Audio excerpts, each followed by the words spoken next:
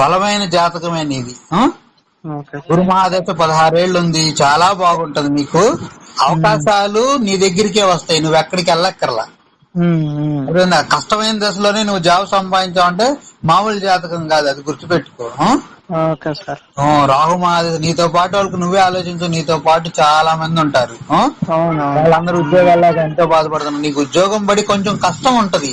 ఒకటి ఇప్పుడు ఇంకొక గంట 2 గంటలు హార్డ్ వర్క్ చేసావనుకో, ఈ వరకు 2-3 నెలలు అయిన తర్వాత ఇలా ఉండదు, ఇప్పుడులాగా ఉండదు. నీకు అలవాటు అయిపోయిందిగా, పర్వాలేదులే అనిపించుద్ది ఇక.